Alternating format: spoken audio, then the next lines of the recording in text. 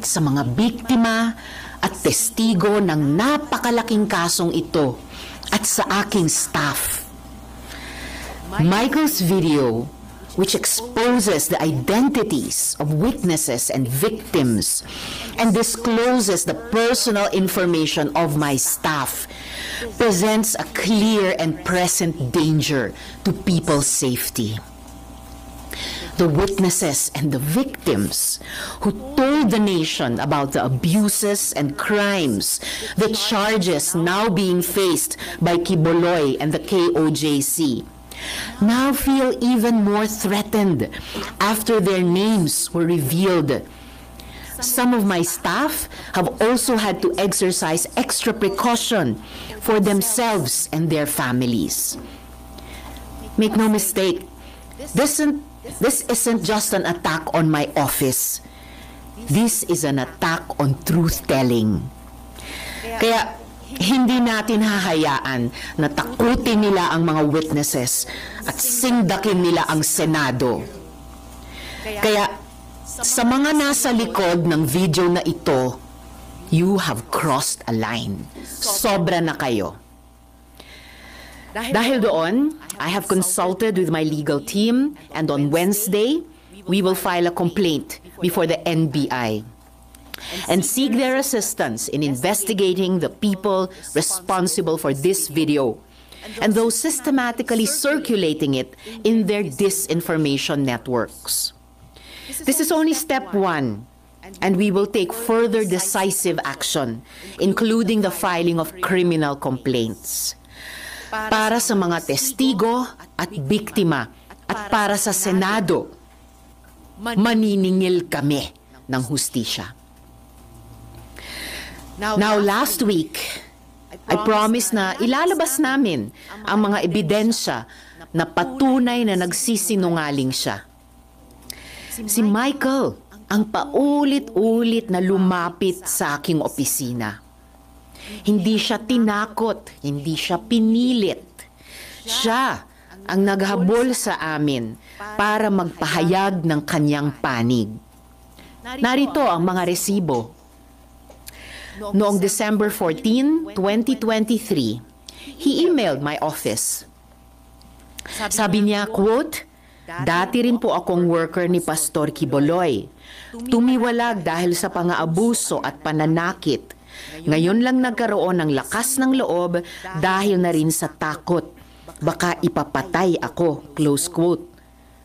Taliwas yan sa sinasabi niyang nakumbinsi daw siya na tumestigo para mabayaran. Because we take some time to vet emails, nung pakiramdam niya ay hindi siya pinapansin, he messaged us 2 more times noong December 15, 2023 at January 28, 2024. Nasaan dyan ang pinilit? Muli, siya ang una at paulit-ulit na lumapit. He freely and voluntarily offered his testimony and assistance.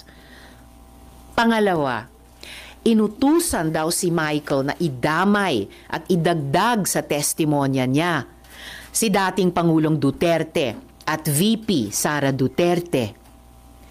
Kalimutan na ata ni Michael na sa pinakaunang salaysay na siya mismo ang gumawa at nagbigay sa aking opisina, andoon na ang pangalan ng mga Duterte.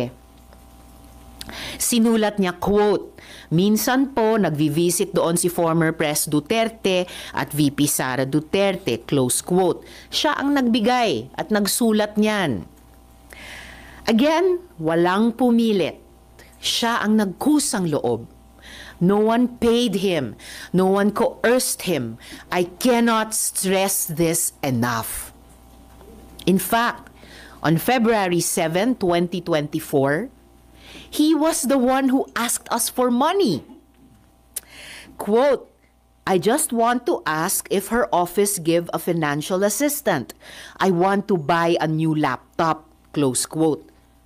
Malinaw ang sagot namin sa kanya.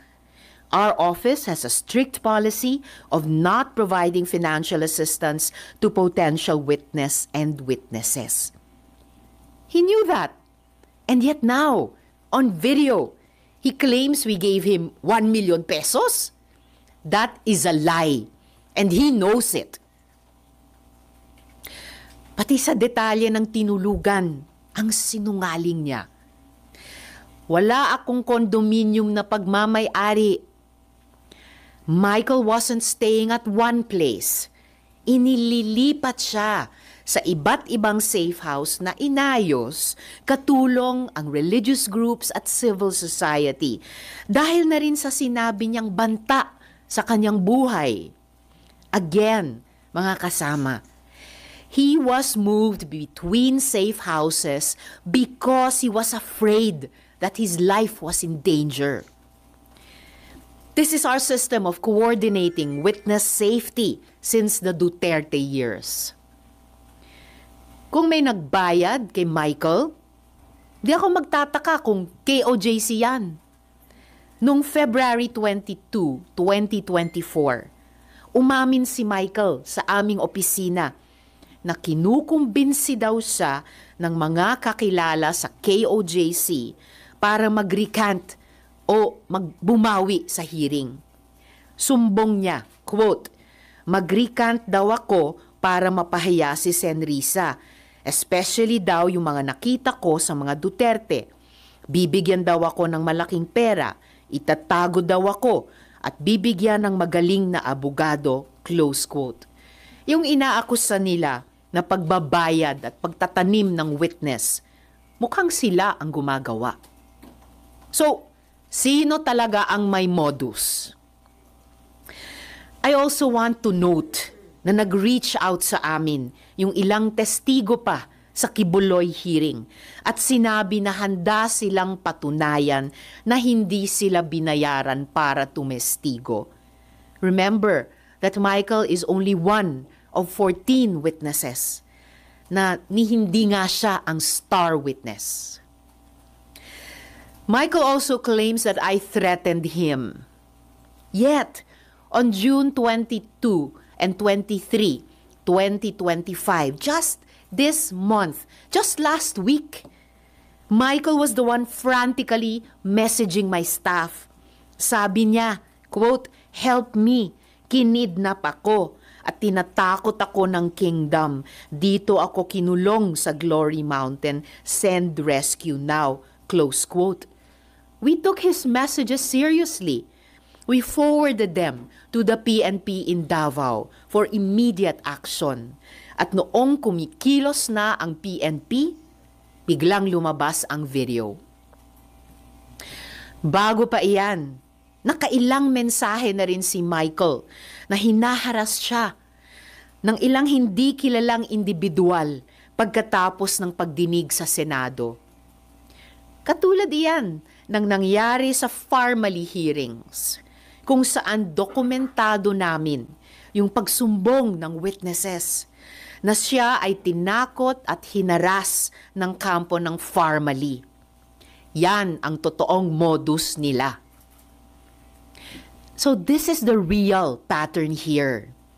After testifying in the Senate, witnesses are harassed and threatened, and then suddenly flipped. So let's call this what it is: witness tampering, fake news, psychological warfare. Ang mga kasinungalingan ay insulto sa pagdurusa at tapang ng mga witnesses. Tandaan natin, 14 sila. Mga witnesses na naglahad sa mga abusong ginawa sa kanila ni Kibuloy at ng KOJC. Sinungaling na nga nang haharas pa.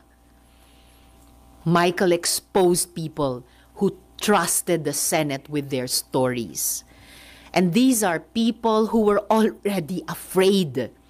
Now they are in danger. Again, yan ang talagang kinagagalit ko.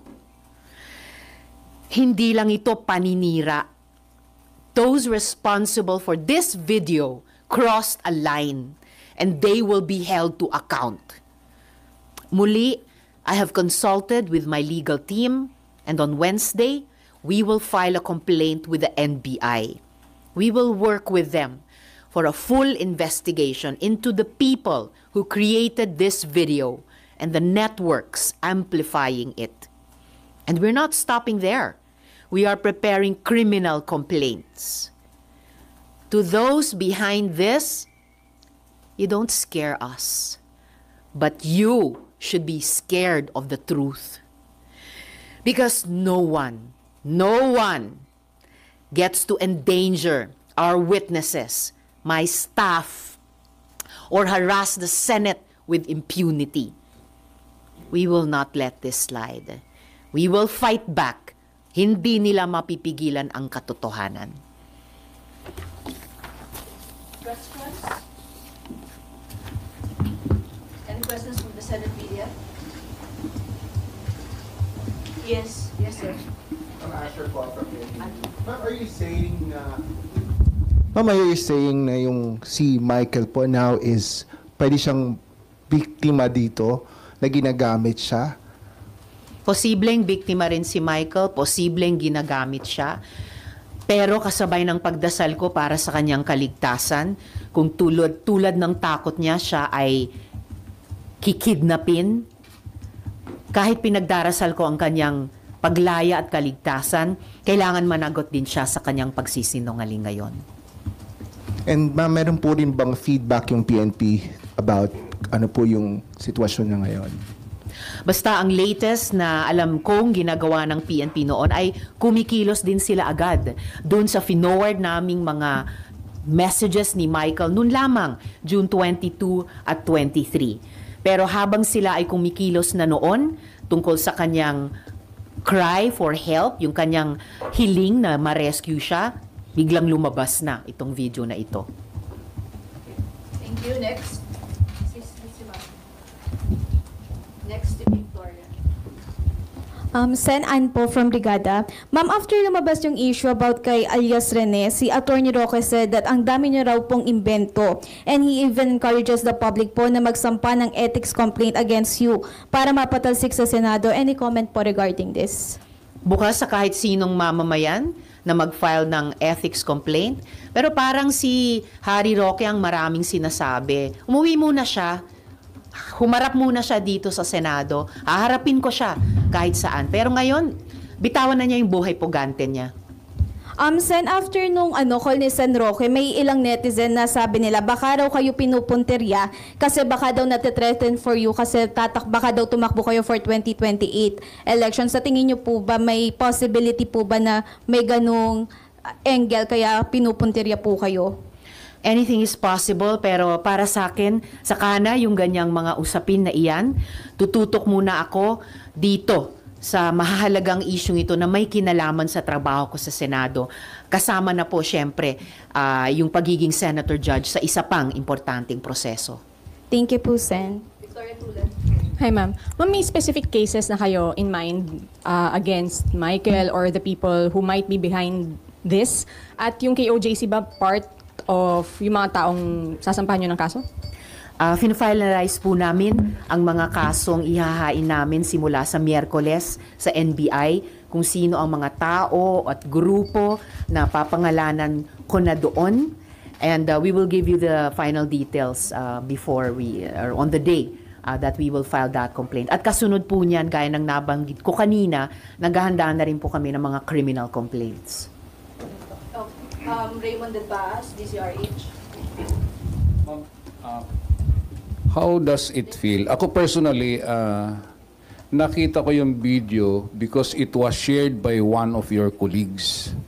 How does it feel na ganun yung nangyayari na you are on opposing political, naintindihan naman natin yung politika ninyo dito, but it is talking about the credibility of the Senate. And yet one of your colleagues is also sharing, kunyari may tanong kung totoo yung nilalaman ng video, pero the mere fact na it is being shared publicly doon sa kanyang personal social media account, hindi ba ito nakasisira dito sa mismong institusyon ninyo? Para sa akin, kaming mga senador, dapat nagsishare kami ng katotohanan. Dapat hindi kami nagsishare ng fake news. O tulad ng mga AI-generated video, dapat hindi kami nagpapadala o lalong hindi kami mismo ang nagsishare ng anumang fake news. Okay. Thank you po, Ma'am Gonzales, Generation. Ma'am, dun po sa mga balak ninyong kasuhan on Wednesday, can you share kung meron po bang malaking personalidad? Will there be any politicians or political group? Kahit po in general lang. Well, truly, pina-finalize pa namin yung kasong ihahain sa Miyerkules plus yung mga kasunod na criminal complaints. Kung merong mang malalaking tao o malalaking grupo, basta't di tulad ng mga nag-imbento nitong video na ito, halimbawa, meron kami ng lahat ng mga resibo para pagbasihan ang anumang mga kasong ihahain ko. Okay, next po, Robert Mano. Good morning, ma'am. With the recent incident, ma'am, nakikita nyo ba na hihina yung isinagawa niyong investigation because sa pag-recant niya, magpapahina because baka sabihin na, hindi, mahina naman palang kumuha ng mga testigo at nagbabayad pala kayo ng testigo? Pinabubulaanan namin at kayang pabulaanan hanggang sa huling araw ng 19th at 20th Congresses yang mga akusasyon nila gaya ng nakita nyo sa mga resibo. Definitely the contrary ang epekto nitong mga ginagawa nilang fake news. Sa pakiramdam ko po, lalo lang lumalakas yung findings at recommendations ng aming investigasyon laban kay Apollo Kibuloy at sa KOJC. At muli, hindi lamang si Michael ang testigo. Maalala po natin, 14 sila ni hindi siya ang star witness. At yung iba sa 13 pang witness na yon ay nag-reach out na sa opisina ko para sabihing handa nilang patunayan. Sabihin muli na sila'y nagtestigo ng malaya at hindi sila binayaran. At sisiguraduhin ko rin na yung committee report, draft committee report namin dito sa investigasyon laban kina Kibuloy at sa KOJC, na muli, salamat kay Sen. Rafi, siya ang unang pumirma niyan. Gagawin po namin ang lahat ng tamang paraan, maging bahagi pa rin ito ng record ng 20th Congress. Dahil walang fake video or ano pa mang magagawa sila na pwedeng takpan yung katotohanang nakapaloob dyan sa committee report na iyan ng aming investigasyon. Thank you. Meron pa po sa Kibuloy issue. Sana lang. Sige kaya. Ma'am, sinong tingin niyo nasa likod ni Michael Mauricio para gawin niya to at bumaliktad siya? Yun yung aming gustong i-establish. Sinabi for one ni Attorney Torreon na hindi daw sila. So sino hanggang ngayon? Wala pang nagkiklaim ng authorship nitong magaling na video nila ng panay fake news naman. Bakit ayaw nilang aminin o angkinin? Dahil di tulad nga namin na kompleto ang mga resibo kay Michael at sa lahat ng aming mga witness, lahat ng resibo para sa investigasyon ay kompleto kami. Hindi tulad nila na wala silang mapatunayan dahil panay kasinungalingan ang video nila. But are you of the belief that he's acting not on his own? Someone is behind him? There is definitely someone behind him. Kung acting on his own siya o hindi siya acting on his own, hindi pa natin masisigurado 100% dahil contradictory yung mga messages niya sa opisina ko hanggang sa 1 week ago, June 23, at yung mga sinasabi niya ngayon sa video at yung sinabi din niya under oath sa hearing nung laban kay Kibuloy at sa KOJC. Ma'am, sorry, isa na lang. Yung pong paghingi niya ng tulong sa inyo, malinaw na po ba na na-release na siya from being kidnapped? That was right before na biglang lumabas itong video na ito. Nag-message siya prior to June 2025 na takot dahil may nanghaharas sa kanya. Nag-message siya prior 2025 na nililigawan siya, inaalukan siya ng bayad, ng malakas na abogado. Pero biglang June 2022 and 2023 this year, may dagdag na takot na dahil siya daw ay kikidnapin. I-rescue daw siya. Actually, no. Nandun na siya kasi sinabi niya doon siya dinakip sa Glory Mountain. So yung huling mga messages niya, na-kidnap na siya. He was already being held against his will. Kaya humihingi na siya ng rescue. Habang kumikilos na ang PNP, batay sa finoward naming messages ni Michael sa kanila, habang kumikilos na ang PNP Davao para malamang i-rescue nga siya gaya ng kanyang hiningi, lumabas na itong fake video na ito. Thank you, Conde. Then Victoria. Ma'am, dun po sa 13 witnesses na nag-reach out to prove na na hindi kaya nilang patunayan yung sinabi ni alias Rene. Meron din po bang from KOJC na nag-convince sa kanila na bumaliktad, i-recant yung kanilang testimony and